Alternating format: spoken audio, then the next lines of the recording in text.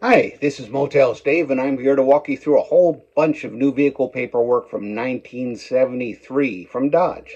Now, earlier on, we went over the price sticker for this car, but I didn't know that there was a whole bunch of extra material for it. First of all, of course, we have this lovely business card from the dealership that sold it, which I don't think is still in business. I'm pretty sure it isn't, in fact. And then, of course, you have the new owner satisfaction survey. And Chrysler has been giving these out for many, many years. The one thing I discovered about these is that the company actually sent the original surveys off to your local friendly dealership.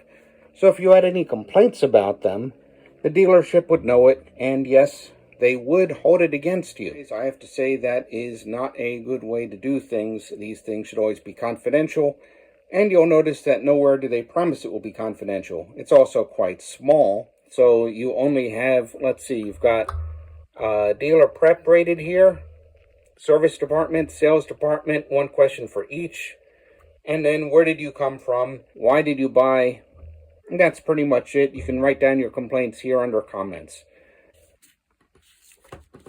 Despite coming from the Dodge Owners Club, and you got a little membership card here with your name on it if you signed up.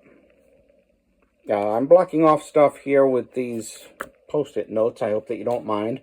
Let's see, here you have the actual sales slip, so you can see that this car, according to this, the price was $38.61. $2,000 was presumably from a trade-in, and then the rest was paid in full, presumably cash or check. Just like today, they charge you some goofy fees. There's $10 for the document fee, and to be fair, that and the title transfer at $7, most of that money would go to the state, and some of it would go to pay the guy who had to wait online.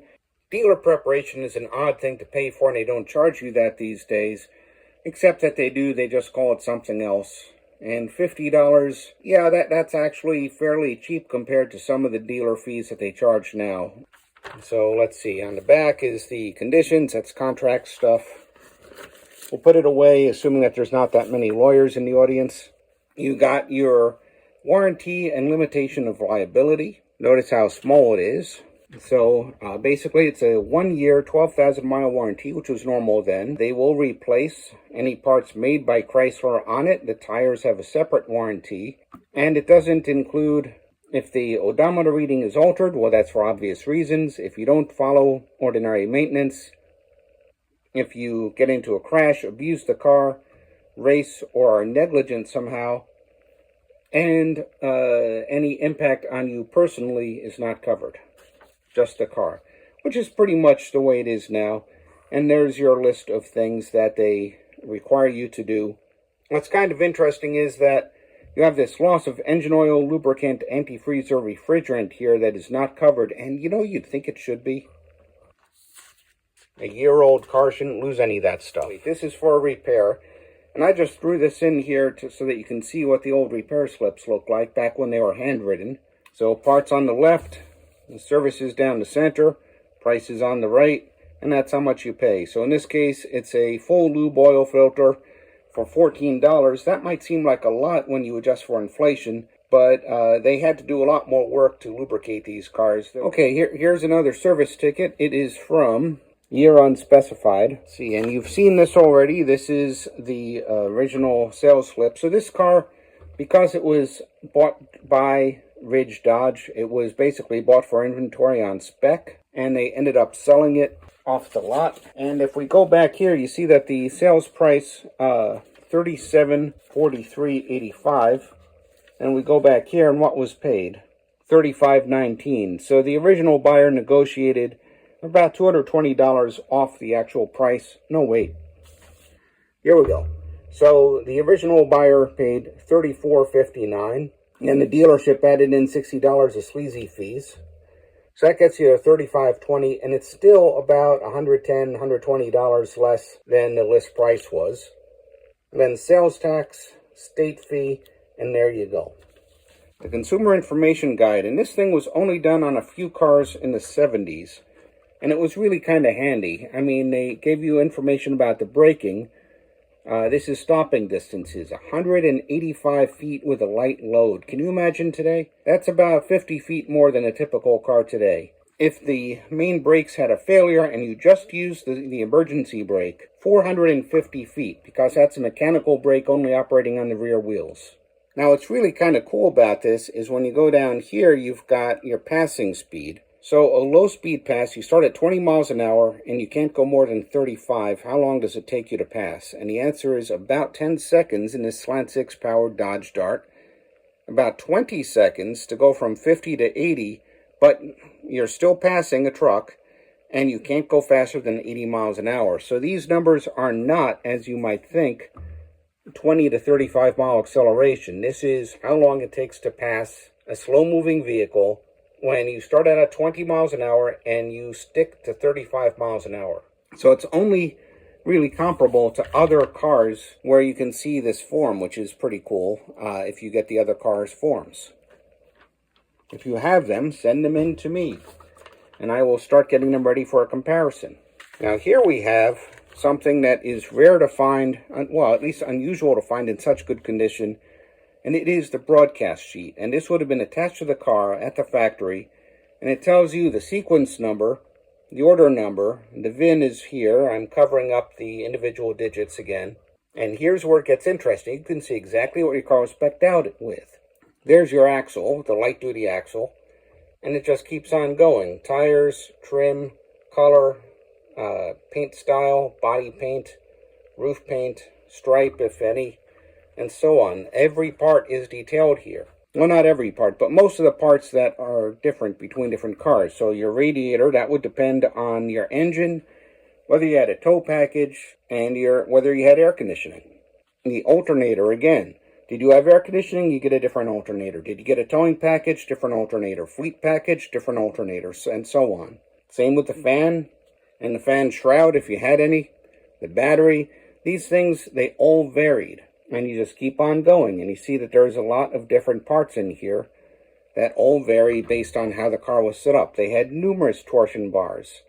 And here you have the car height as well. So that would also vary depending on the options that you got. Your springs. It's amazing how many things varied. And that's not even counting all the interior trim. Suspension and steering. Export if it was Canada. Radios, power items, engine accessories. Lift this up a bit. So some cars would have more of these filled out and checked, and some cars would have less. And some of these items would be for cars that were somewhat higher up on the totem pole than the humble Valiant. Locking gas cap, hood pins. Hood pins would be for Challengers and such. So that's your build sheet. And again, it's rare to find one in this good condition. And usually they shove these into the glove compartment or they put it underneath the seat springs. Here's something that should be in the glove compartment of every new car. How to enjoy your new car. Looks like it was scanned on a relatively inexpensive scanner and printed on an inkjet printer. But this is the original magazine, so this is just the printing quality that they had. And it had Brock Yates and Julie Jennings writing a lot of the material, or at least taking credit for the material. I don't know if they actually wrote any of this or not. But they talk about maintenance. And by the way, look at all that maintenance. You know, a new car, you just don't have this many things that you have to work on a regular basis. Starting at 4,000 miles, the 4,000 mile engine oil change. That is something new cars definitely have over old ones, is that you don't have to do stuff like PCV valves every year, checking orifice spark advance controls. You know, all this stuff is gone by the wayside just about. So we go through the book, planning for a long trip. Flushing out the coolant, never use just plain water. Don't have to tell people that anymore, I hope. Speedometer checks and rest stops. What to wear. Towing, for when your car breaks down. Packing. So a lot of interesting bits and pieces to try to get customers to be happier with their cars. And then finally, the owner's manual. And this, you'll notice, is shorter than the current owner's manuals because there was a lot less complicated stuff in the car. You know, you don't need 20 pages to tell people how to use the radio when it's an AM radio with 2 knobs. But some things are a little longer than they used to be. Like battery care, do not overfill the water in the battery. And the list of oils, which all depend on where you happen to be living and what the weather's like there. So yeah, there's your very simple plain dashboard with instructions if you can't figure out what the alternator gauge or the fuel gauge is for. I'm not going to go through this whole book, but there's a lot of how to use the car, how to use your AM radio. Doesn't really take that much space. Safety checks, and then you get into your real specifications that you might really need this book for, and the recommended maintenance. And again, here's a whole bunch of carburetor things. Every 6 months, got to fiddle with the carburetor. That's just the way it was. Or for those of us who still have these cars, sort of the way it is, unless we don't use them as daily drivers.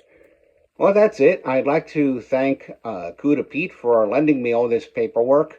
His dad, whose car it was, for tacitly lending me all this paperwork. And you for watching me go through all this paperwork. Thank you very much. There's more videos on similar topics here at Motales Dave. I hope that you'll come back and be a regular visitor and maybe even sign up for a membership.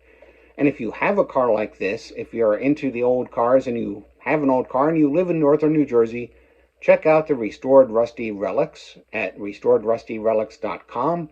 It's a car club for people with 25-year or older cars, always looking for new Mopar owners to counterbalance everybody else. And also, please think about dropping by Motales.com, where I have a lot of car stories and such. I'll see you there.